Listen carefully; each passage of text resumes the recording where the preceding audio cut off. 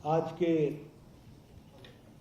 पत्रकार सम्मेलन में मेरे साथ उपस्थित हमारे गुजरात की यशस्वी मुख्यमंत्री सम्माननीय भूपेंद्र पटेल जी, हमारे प्रदेश के अध्यक्ष श्री CR पाटिल जी और हमारे पत्रकार बंधु, मुझे आज गुजरात में एक दिन के दौरे पर आने का सौभाग्य मिला है। सुबह प्रातः से लौह पुरुष सरदार पटेल जी की मूर्ति पर श्रद्धांजलि अर्पित करते हुए पुष्पांजलि अर्पित करने के पश्चात हमारे भारतीय जनता पार्टी के वरिष्ठ पदाधिकारी, कार्यकर्ता बंधु, चुनाव समिति के सदस्य, कैंपेन कमेटी के सदस्य और हमारे सांसद, विधायक सबसे मिलने का सौभाग्य मिला और भारतीय जनता पार्टी के बारे में चर्चा करने का भी मौका मिला। और आज इसके बाद हमारे कार्यकर्ता बंधुओं से भी बातचीत होगी। इस प्रकार से आज दिन भर पार्टी के दृष्टि से जो कार्य चल रहे हैं उसका अवलोकन करने का भी मौका मिलेगा और इसी में तय हुआ कि आप सबसे भी हम जरूर बातचीत करें। मित्रों, जहाँ तक भारत की राजनीति का सवाल है, सबसे पहले तो मेरा ये सौभाग्य है कि मुझे गुजरात आने का मौका मिला है, जहां मैं कह सकता हूं कि भारतीय जनता पार्टी का दोनों ही विषय, जनता से जुड़ा हुआ विषय भी और पार्टी से जुड़ा हुआ विषय, दोनों ही विषय में आगे बढ़ने की प्रयोगशाला रही है तो वो गुजरात की धरती रही है। अगर हम पार्टी की बात करें तो पार्टी का विकास और पार्टी को किस तरीके से लोगों के प्रति समर्पित होते हुए एक परिवर्तन का उपकरण बन सके, मीडियम ऑफ चेंज बन सके, उसके एम्बेसडर ऑफ चेंज बन सके, इसमें पार्टी का क्या योगदान हो सकता है, इसका एक सफल प्रयास और प्रयोग गुजरात की धरती रही है। आदरणीय मोदी जी के द्वारा जब वो महामंत्री थे तब, फिर उसके बाद वो राष्ट्रीय संगठन महामंत्री रहे तब, और गुजरात के मुख्यमंत्री के रूप में भी जो विकास का मॉडल उन्होंने विकसित किया, वही गवर्नेंस में भी हमको देखने को मिलता है। तो इसलिए हम कह सकते हैं कि नेशनल पॉलिटिक्स में भी और गुजरात का जो experiment as chief minister Modi ji ने किया, उसका प्रतिबिंब हम देश में भी देखते हैं और यह डेवलपमेंट मॉडल सामने आया है।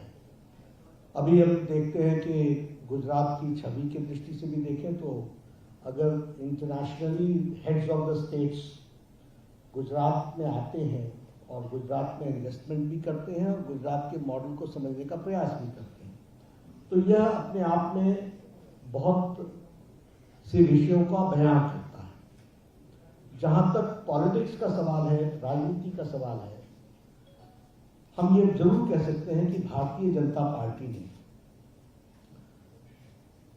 जातिवाद की राजनीति को, संप्रदायवाद की राजनीति को, क्षेत्रवाद की राजनीति को, परिवारवाद की राजनीति को, इसको टक्कर अगर दी है तो वो प्रधानमंत्री मोदी जी की विकासवाद की राजनीति ने टक्कर दी, द डेवलपमेंट मॉडल।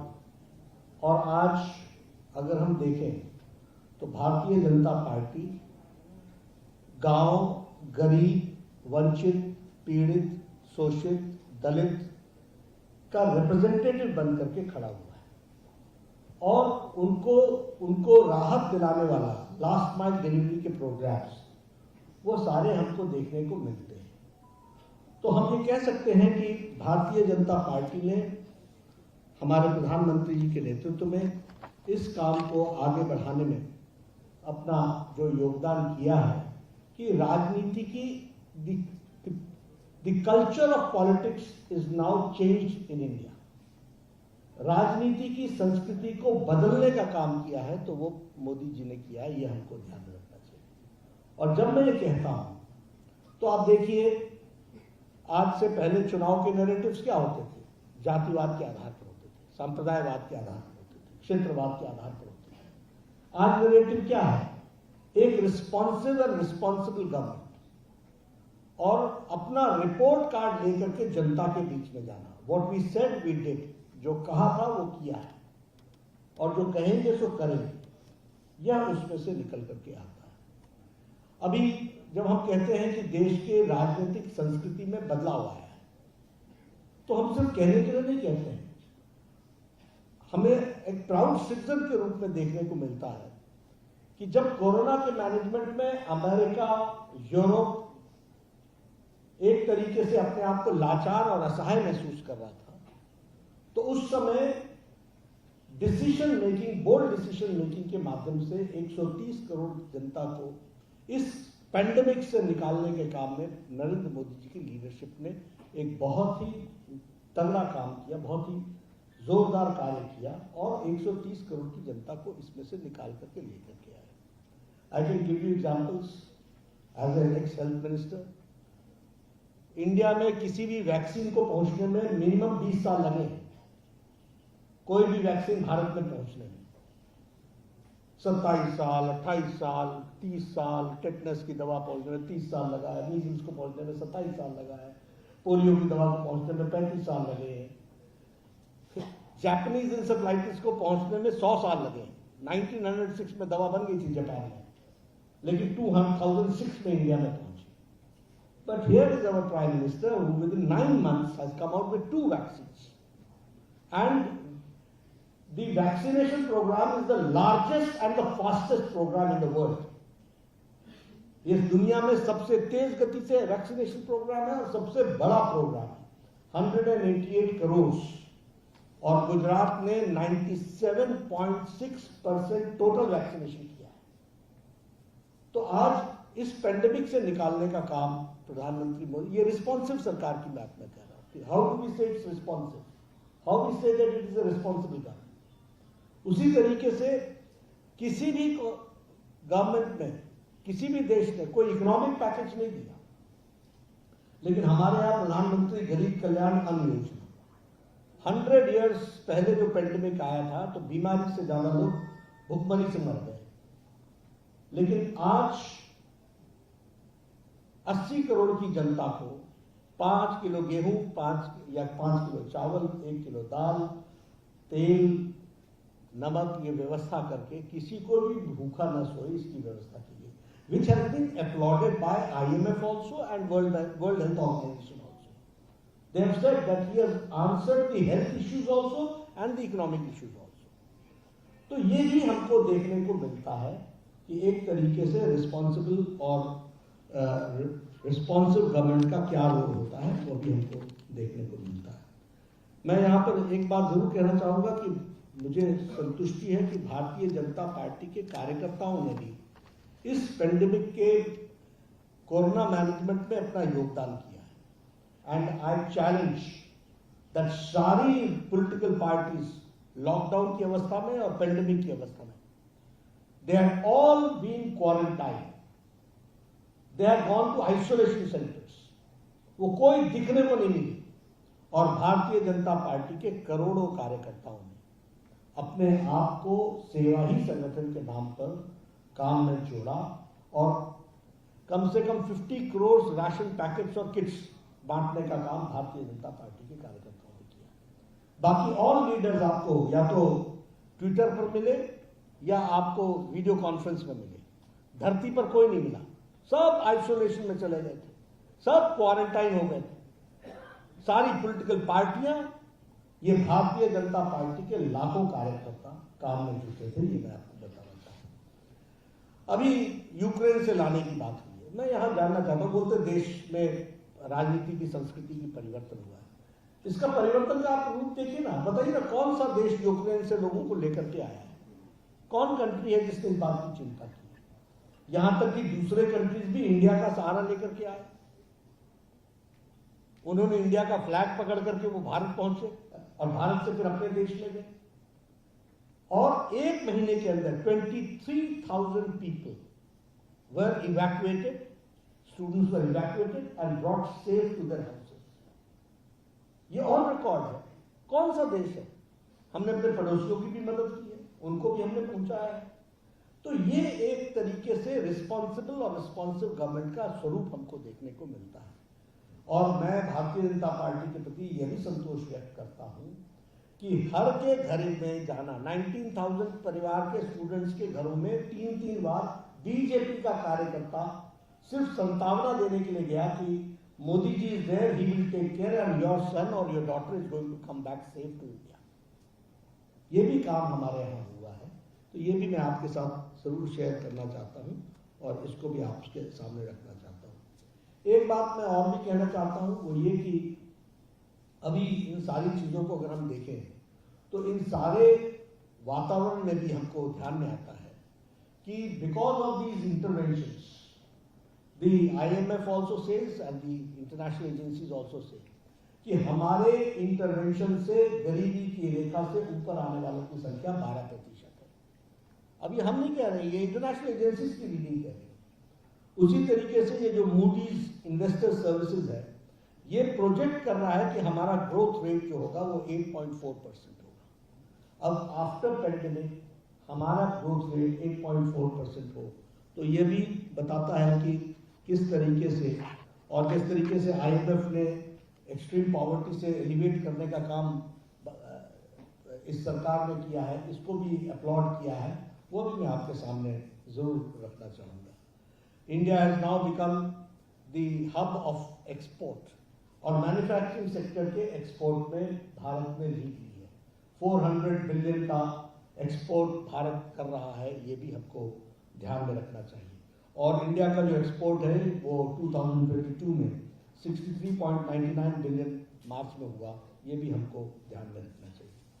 अगर मैं गुजरात की बात करूं तो आपके सामने मैं जरूर रखना चाहूँगा कि गुजरात में हमारा ग्रॉस स्टेट डोमेस्टिक प्रोडक्ट जो है वो 17.4%, ये हाईएस्ट इन पास्ट 8 इयर्स, ये भी हमने यहाँ पर देखा है और ये भी हमको देखने को मिला है।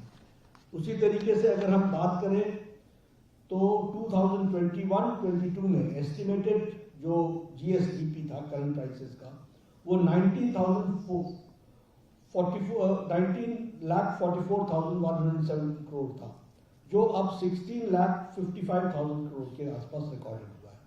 उसी तरीके से अगर हम देखें तो Gujarat now ranks first in the financial management according to NITI Aayog. Financial management में गुजरात की रैंकिंग नंबर 1 है।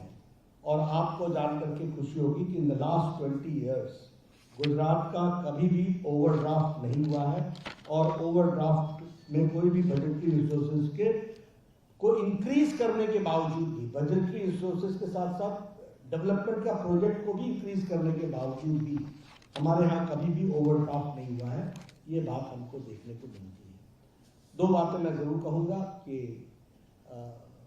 भूपेंद्र पटेल जी के नेतृत्व में प्रदेश तो आगे बढ़ ही रहा है, साथ ही साथ पार्टी का भी विकास CR पाटिल जी के नेतृत्व में हमारा बूथ की एक्टिविटी को और स्ट्रेंथनिंग करने का, पेज प्रमुख से पेज कमिटी की तरफ जाने का एक साइंटिफिक व्यवस्था जो डेवलप हुई है, उसको भी हम पूरे रूप से आगे बढ़ाने का प्रयास कर रहे हैं। इसलिए हम ये कह सकते हैं कि गवर्नमेंट की policies, pro responsive government, responsible government, accountable government और अकाउंटेबल गवर्नमेंट के साथ साथ एक्सट्रीम पेंडेमिक कंडीशंस में भी इकोनॉमिक लीप लेने की आदत और ताकत और आइडियोलॉजिकली पॉलिटिकली उसको ट्रांसलेट करने के लिए धरती पर भारतीय जनता पार्टी के कार्यकर्ता CR पाटिल के नेतृत्व में पूरा कर रहे हैं। इसलिए मुझे पूरा विश्वास है कि आने वाले समय में भारतीय जनता पार्टी जिस तरीके से उसने बाई इलेक्शंस जीते हैं, जिस तरीके से म्यूनिसिपल कॉर्पोरेशंस के चुनाव जीते हैं, म्यूनिसिपल कमिटीज के चुनाव जीते हैं, तालुका के चुनाव जीते हैं, the total result is 90% plus, 90% से ज्यादा रिजल्ट्स भारतीय जनता पार्टी के पक्ष में आए। इस मॉडल को लेकर के मैंने पहले कहा कि गुजरात इसकी प्रयोगशाला है, संगठन के लिए भी और गवर्नेंस के लिए भी। हम इसी मॉडल को देश में भी हमने उतारा है और एक राष्ट्रीय अध्यक्ष के रूप में मेरी जिम्मेवारी है कि हम इस मॉडल को आगे बढ़ाएं और उस मॉडल को बढ़ाने में पार्टी की तरफ से इस कार्यक्रम को हम आगे बढ़ा रहे हैं। मुझे पूरा विश्वास है कि भारतीय जनता पार्टी आप सबके सहयोग से, आप सबके समर्थन से और आप सब लोग मेरी बातों को जनता तक जो ले जाएंगे, और मेरी ही बात नहीं, भारतीय जनता पार्टी की बात को आप जो ले जाएंगे, उससे हमको बल मिलेगा, ताकत मिलेगी और हम एक सफल चेंज के उपकरण बनते हुए, विकासवाद के दूत बनते हुए, विकासवाद के एम्बेसडर्स बनते हुए हम गुजरात को भी आगे ले जाएंगे, यहाँ सफलता हासिल होगी और देश में भी यहाँ की प्रेरणा लेकर के हम आगे बढ़ेंगे, ऐसा मेरा मानना है। मैं अपनी बात को यही समाप्त करूँगा। आपने कहा कि नरेंद्र मोदी ने change culture of politics in India, जातिवाद की जो राजनीति है वो समाप्त कर दी। यहाँ पर गुजरात में गेरुआ पाटीदारों के संग्राम के ट्रस्टी जो है मुखिया नरेश पटेल, उन्होंने एक निवेदन दिया था बहुत टाइम पहले सुपरवाइजर करने के लिए गुजरात का चीफ मिनिस्टर को पाटीदारी हो गई। अब वो सर्वे भी करवा रहे हैं अपने गोरखधाम से और अपनी कम्युनिटी के लोगों के रिव्यूज दे रहे हैं कि उनको पॉलिटिक्स में जाना चाहिए या नहीं। क्या मानते हैं कि इस तरह की जो बातें करते हैं, इस तरह की जो चेष्टा करते हैं अपनी कम्युनिटी के जरिए वो आगे आना चाहते हैं, तो इस टाइप की पॉलिटिक्स खत्म होनी चाहिए कि नहीं? ऐसा एक बहुत से लोग अपने अपने ढंग से प्रयास करते रहे, लेकिन सबका साथ, सबका विकास, सबका विश्वास, सबका प्रयास, इस प्रिंसिपल को मानते हुए हम आगे बढ़े। और आपने जिस तरह से बताया कि गुजरात प्रयोगशाला है, सीआर पाटिल का मॉडल इम्प्लीमेंट किया जाएगा पूरे देश में, जिस तरह से 90% अब जो स्थानीय निकाय से लेकर सभी चुनाव में हासिल की। आपके ही नेता गडकरी जी ने बताया था कि विपक्ष लोकतंत्र मजबूत हो उसके लिए मजबूत विपक्ष भी होना चाहिए। अगर 90% से ज्यादा सीटें अगर बीजेपी जीत जाती है तो विपक्ष नहीं है, तो क्या इस्तीफा किससे रखते हैं? गडकरी के निवेदन से करते हैं? देखिए, विपक्ष को मजबूत होना ये विपक्ष की जिम्मेवारी है। हम भी कई जगह विपक्ष में हैं, तो हम कौन सा मॉडल अडॉप्ट करें ये हमारे ऊपर डिपेंड करता है ना। इतना जरूर बता सकते हैं कि जिस मॉडल पर विपक्ष चल रहा है वो आगे नहीं बढ़ पाएगा, ये उसको तय करना है। It is up to them, we have got nothing to say. आप बताइए, सारे पेंडेमिक में एक स्टेटमेंट बता दो जो नेशन के इंटरेस्ट से मैच करता हो। अब ये सुबुद्धि मैंने तो नहीं देनी है ना। During the pandemic, right at 12 months ago, at this point of time, nobody from the BJP was inside. You are saying that you did. Nobody was from BJP. Nobody was inside. Nobody was there to help. People were on their own. This may be your idea. Just a minute. This may be your thinking. If within 1 week, oxygen was brought to the country and to the people, and it was supplied. Again, the PSA plants in a war scale was installed. That was later. This was not later. This was during the time of crisis. We were there, very much there. I know what people tried to present at that point of time, but I can say with authority that we were on the ground. We were there in the hospitals. We were everywhere, and we worked day in and day out. And if you are saying that the Gujarat model is a model to be replicated, and a year ago you have to change the leadership of the state. Why is it so? The model is so successful. Nobody does that. See, leadership does not is not जिसको पर्यायवाची बोलते हैं, synonym of leadership change. Strategically, many things are done for very different reasons. Number one, if you talk about change of leadership, it is only BJP which has given a younger blood a chance. It's not. I'm not here to answer why we took this decision. It is party तो हमको चलाने दो भैया। अब ऐसा तो नहीं हुआ कि पार्टी आप चलाओगे। सारी सरकार बदल दी। हाँ, प्रयोगशाला। आप बताओ ना कौन पार्टी हिम्मत कर सकती है?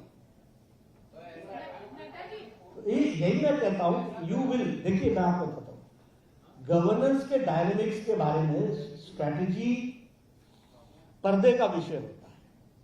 I am not here to discuss strategy with you, तो फिर फायदा क्या होगा? Strategy is a strategy, but if you are talking about, I am talking about प्रयोगशाला। प्रयोगशाला वही होता है कि जो यहाँ पे हुआ 24 में फिर निश्चित रूप से मैं आपको एक बात बताना चाहता हूं कि किस चीज के लिए कौन सा प्रयोग किया जाएगा ये हमारे ऊपर छोड़ दो ना। नहीं, लेकिन मतलब ये जिम्मा आप मत लीजिए ना। हाँ। एक सेकंड भाई, ये डेमोक्रेटिक तो नहीं है ना क्या चीज? कि पब्लिक ने, वोटर्स ने 5 years दिए हैं। हाँ तो है ना, कमल के निशान को दिया है। कमल है और कमल रहेगा और कमल पर ही वोट मांगूंगा। बुलडोजर वाली राजनीति से आप सहमत हैं? देखिए इसके एक्सप्रेशन होते हैं, आपको इसमें से मीडिया को स्पेस मिल सकता है, पर हमारा ये कहना है कि Bharatiya Janata Party believes in rule of law and in constitution, and according to constitution everything should be brought to books, and that we do it and that we go for it. और जो भी कॉन्स्टिट्यूशन और law को के line से बाहर जाएगा, there are courts to take care. हम किसी के बारे में किसी को जजमेंट दें, this is not our idea. Our idea is that law will be enforced. लेकिन जिस तरीके से फिर मैंने कहा हर एक इसी I will not go case by case.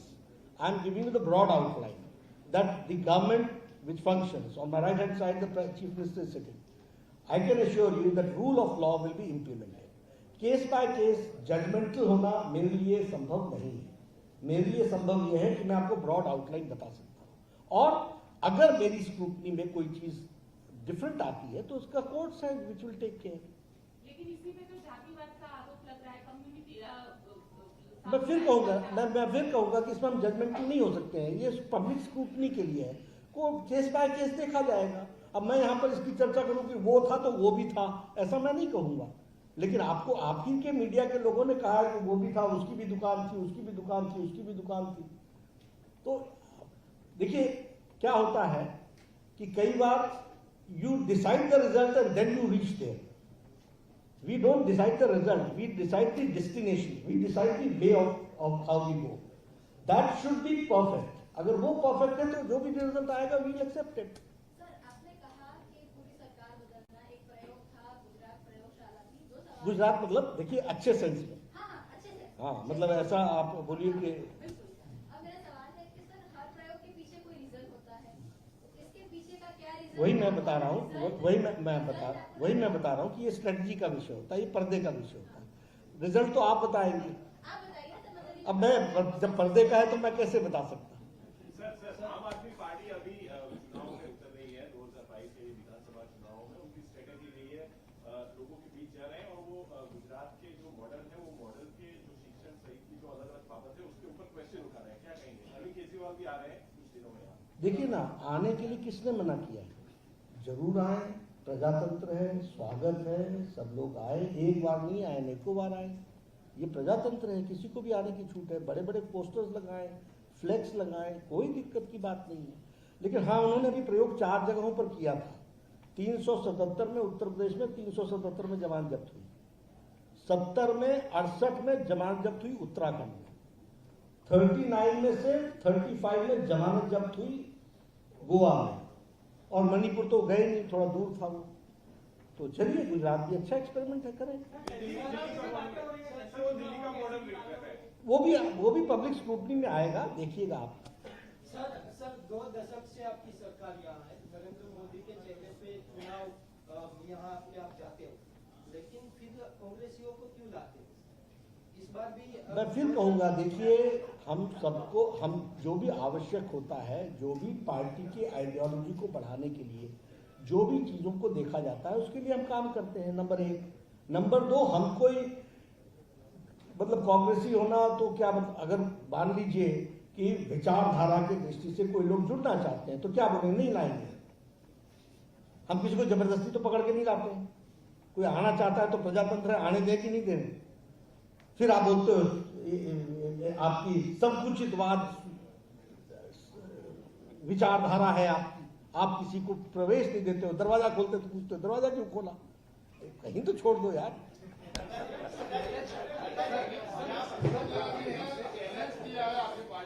हैं? क्या चीज? मनीष सिसोदिया जी है, भैया मैं बोल रहा हूँ प्रजातंत्र है, किसको मना करोगे, लाउड स्पीकर लगा के करो चैलेंज क्यों एक्सेप्ट क्यों नहीं करते? भाई। आपके सामने नतीजे बता दिए ना, यही तो चैलेंज है, यही तो देखो आप।